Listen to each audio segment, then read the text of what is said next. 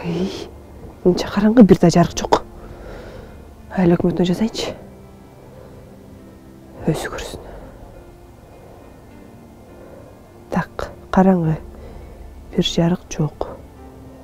Не кылып жүрдү айыл өкмөтү?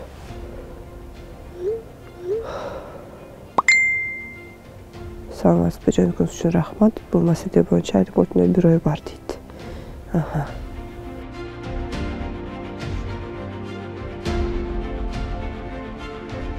Биздин айыл өкмөтүнүн кирешеси көбөйүп, биздин бюджеттен көчөлөрдү жарыктандыруу үчүн жетиштүү каражат каралды.